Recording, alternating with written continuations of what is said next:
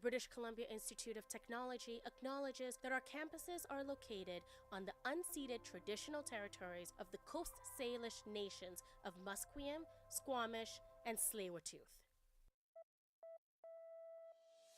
From the Broadcast Center at BCIT's Burnaby Campus, this is All Talk Radio. You're listening to 1680 The Crow. Good afternoon and welcome to BCIT's The Crow. I'm Lester Cusano, and here are your top news stories to 3:30.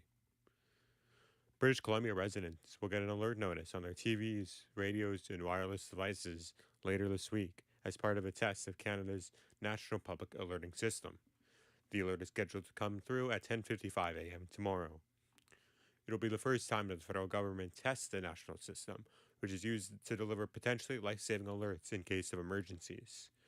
Residents in the areas where the test is taking place will hear an alarm and get an alert in both French and English.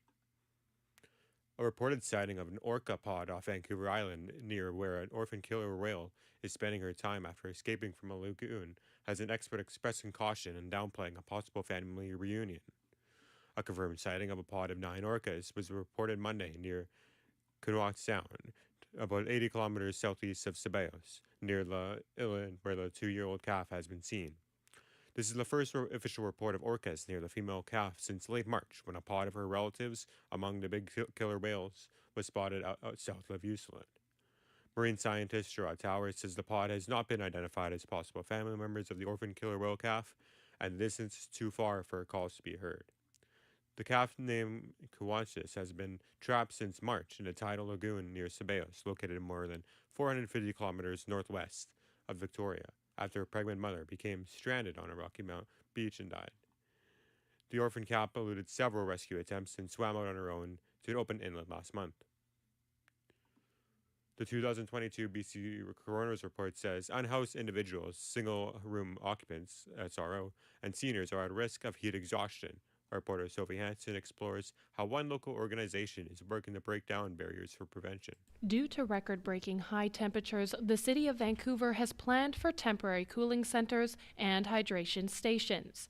Devin O'Leary, Manager of Community Research and Organizing at the Carnegie Housing Project, says there are still limited resources available. One of the interventions that we are pushing for now is just improving signage, ways that people can be directed to cooling centers during the day.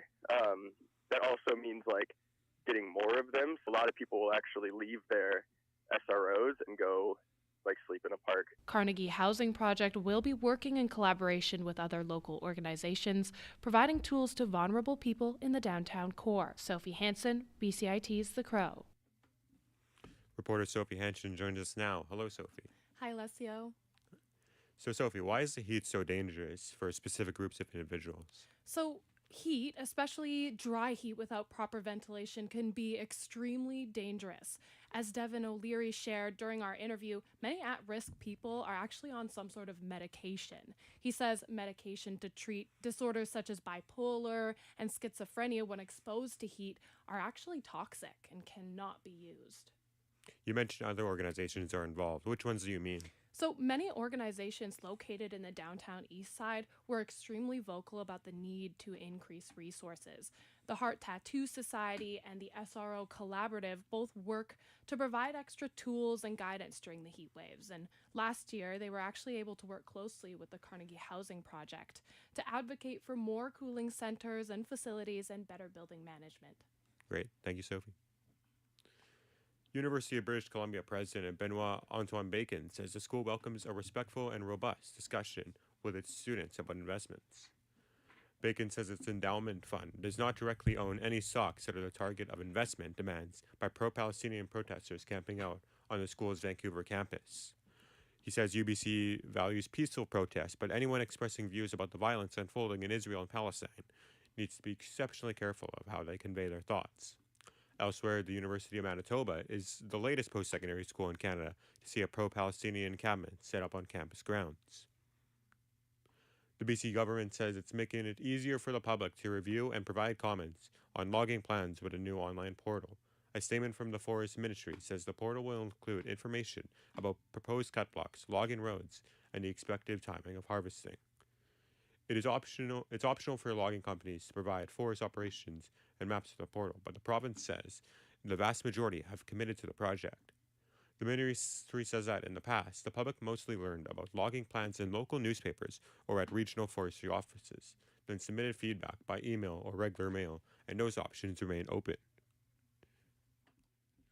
May is Mental Health Awareness Month. According to the Mental Health Commission of Canada, 60% of Black Canadian residents reported that they would more likely to use mental health services if the mental health professional shared their cultural background.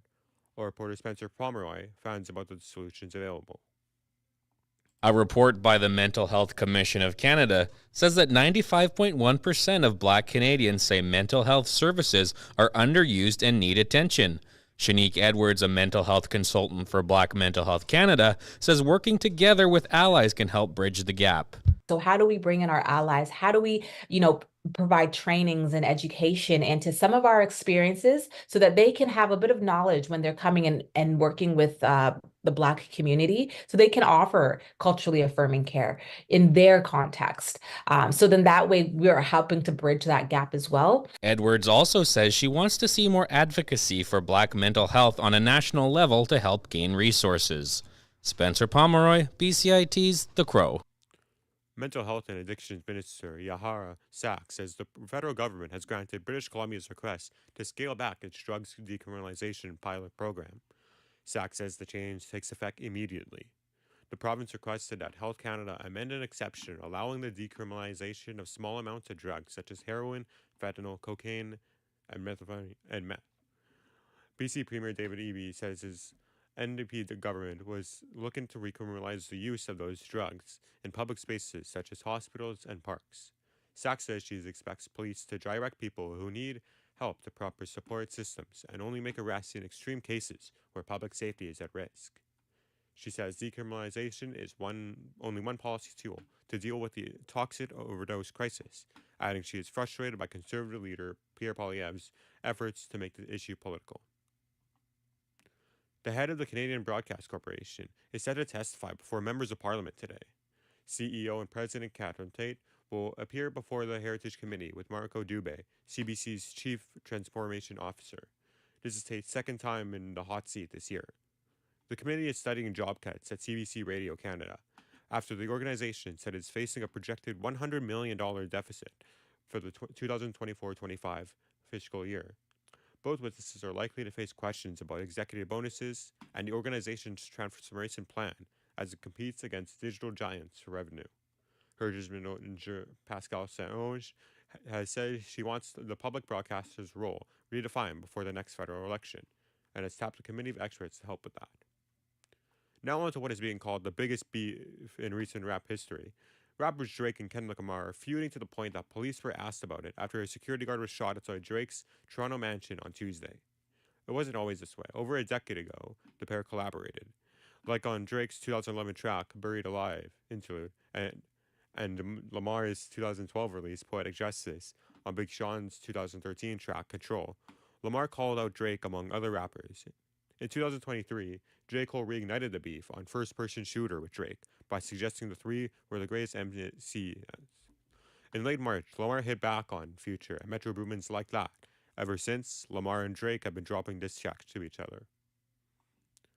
All London drug stores throughout Western Canada are expected to be open by end of day today. This is after a cyber attack closed all 79 stores a week ago. The retailer has not revealed any details about the cyber attack that forced them to close. In music, the 68th Eurovision Song Contest kicked off today in Sweden. The event begins with the first of two semi-finals in Malmö, Sweden, with another one on Thursday. They will win out a field of 37 nations down to 26 who will compete in Saturday's final. Security is tight as Malmö expects an influence of some 100,000 Eurovision fans, along with tens of thousands of pro-Palestinian protesters, as the war in Gaza is casting a shadow over the competition. Some performers are feeling political pressure. Some say they've been inundated with messages on social media urging them to boycott the event. Now onto the weather. It is 15 degrees outside. It feels like 14, but the sun is out and looks like it will be for the rest of the week, with temperatures reaching as high as on Friday when it should be 27 degrees. Those were your 3:30 top news stories. I'm Alessio Cusano, and you're listening to BCIT's The Crow.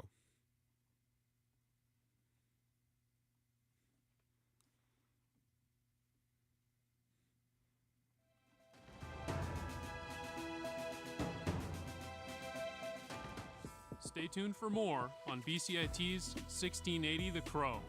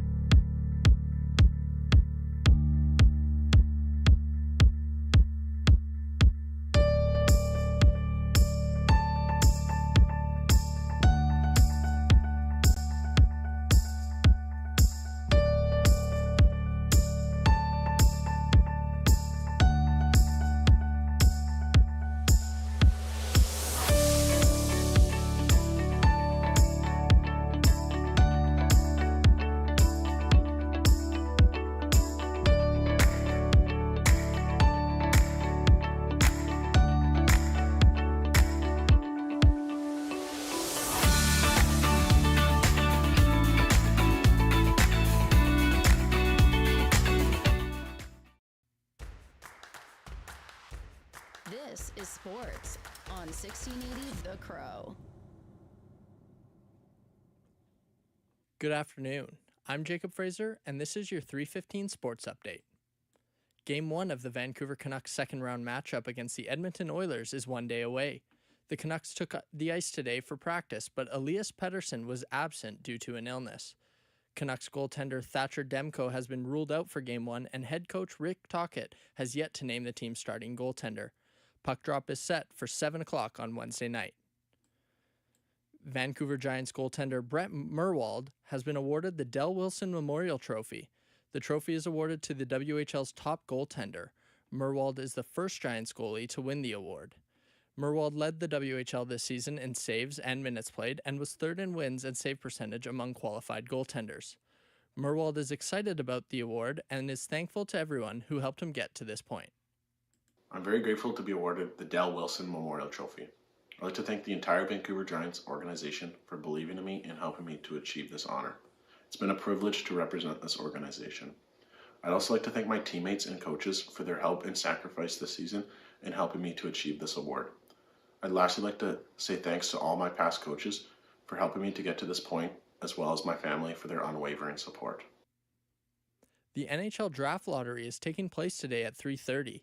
Vancouver-born forward Macklin Celebrini is the top prospect in this year's draft, and the winner of the draft lottery is expected to select him. Celebrini was selected to play for Team Canada's World Championship team this year, but has opted to return home to prepare for the draft. The San Jose Sharks have a slight edge over the other teams to win the lottery with a 25.5% chance. The Montreal Canadiens, Ottawa Senators, and Calgary Flames will also have a shot at winning the draft sweepstakes. The finalists for the NHL's Hart Trophy Award have been named. The Hart Trophy is awarded to the league's most valuable player. The finalists for this year's Hart Trophy are Edmonton Oilers captain and three-time winner Connor McDavid, Colorado Avalanche center Nathan MacKinnon, and Tampa Bay Lightning winger Nikita Kucherov. Kucherov finished with the most points in the NHL this season, recording 144, and both him and McDavid reached 100 assists on the year, becoming the fourth and fifth players to ever do so. The Willie O'Ree Community Hero Award finalists were announced yesterday. The award is given to the, quote, individual who through the sport of hockey has positively impacted their community, culture, or society, end quote. Mark Bergen, the founder of the Diversity Athletic Society and Vancouver resident, says it is an honor for his work to be recognized. It was kind of unexpected, kind of a surprise, but, in the work that I do is just a passion of mine to help kids, and so it's an extreme honor to be recognized.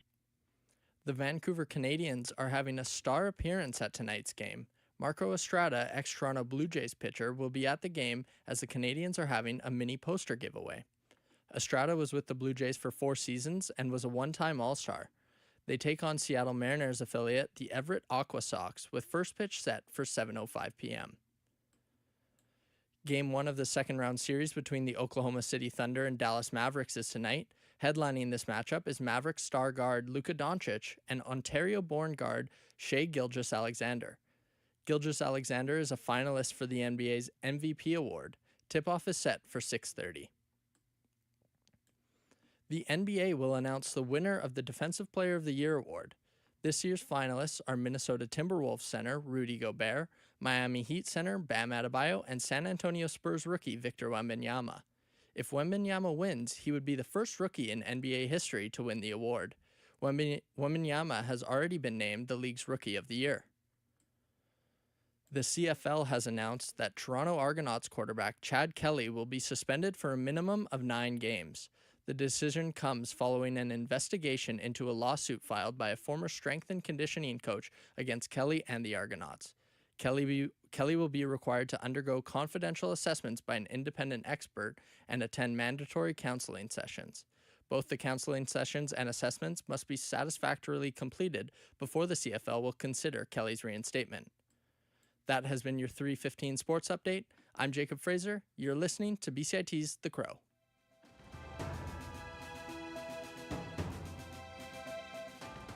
Stay tuned for more on BCIT's 1680 The Crow.